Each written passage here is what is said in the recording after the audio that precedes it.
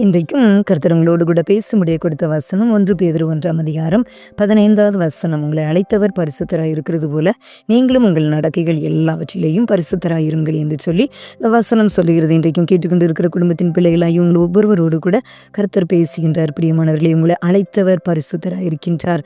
அதனால் நம் ஒவ்வொருவரையும் கூட நம்மை சிருஷ்டித்தார், நம்மை உண்டாக்கினார், நம்மை ரட்சித்தார், அபிஷேகித்தார்.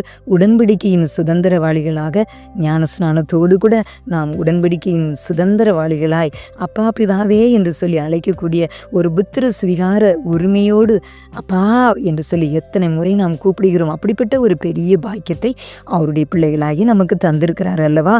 அவர் பரிசுத்தராக இருக்கிறார். அதனால தான் சொல்லுகின்றார், நம்மளை அழைத்தவர் பரிசுத்தராக இருக்கிறதுனால நம் ஒவ்வொருவரையும் அவர் தேடி வந்தார், நம்மை மீட்டெடுத்தார், நம் மீது எவ்வளோ அன்பு செலுத்தினார்.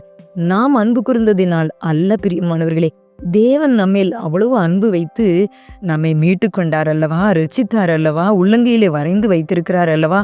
இவ்வளோ உலகத்தை படைத்த தேவன் நம்மை தேடி வந்தாரே, நாம் அவரை தேடி போகவில்லை.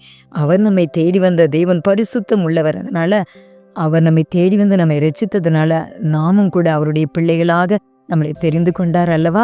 அதனால அவருடைய பிள்ளைகளாகி நாமும் கூட பரிசுத்தமாக வாழணும், உண்மையாக நடக்கணும், செம்மையாக நடக்கணும். அவருடைய பிள்ளைகளாகி நாம் எல்லாவற்றிலும் பரிசுத்தமாக வாழணும்னு சொல்லி கர்த்தர் விரும்புகிறார். அதனால் அவர் பரிசுத்தராக இருக்கிறதுனால அவருடைய பிள்ளைகளாகிய நாமும் கூட எல்லாவற்றிலும் நாம் பரிசுத்தம் உள்ளவர்களாக வாழ நாம் கர்த்தருடைய கரத்தில் ஒப்பு கொடுத்து நாம் வாழும் பொழுது நம்மை பரிசுத்தம் உள்ள பிள்ளைகளாக கர்த்தர் நம்மை வாழ்வதற்கு அனுதினமும் உதவி செய்வார். நம்முடைய தகுதியினாலும் நம்முடைய பரிசுத்தத்தினாலும் நீதினாலும் நாம் பரிசுத்தம் உள்ளவர்களாய் வாழ முடியாது. அவர் பரிசுத்தராக இருக்கின்றார் கர்த்தர். அதனால நம்மையும் பரிசுத்தம் உள்ளவர்களாக அவர் மாற வேண்டும் என்று விரும்புகின்றார். நாம் கர்த்தரை சார்ந்து கொள்ளும் பொழுது கர்த்தர் நமக்கு உதவி செய்வார்.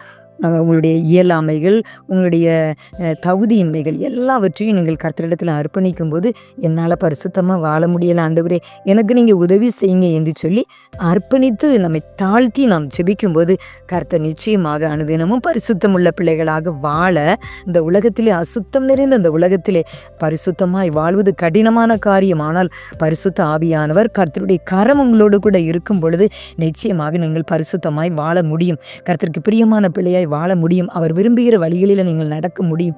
அதனால கர்த்தரை சார்ந்து கொள்ளுங்கள், உங்களை நீங்கள் அர்ப்பணித்துக் கொண்டு ஜெபியுங்கள். கர்த்தர் நிச்சயமாக உங்களையும் பரிசுத்தமாய் வாழ உதவி செய்வார். அப்படிப்பட்ட கிருபைகளை தேவன் உங்களுக்கு தந்திருவாராக. ஆமென்.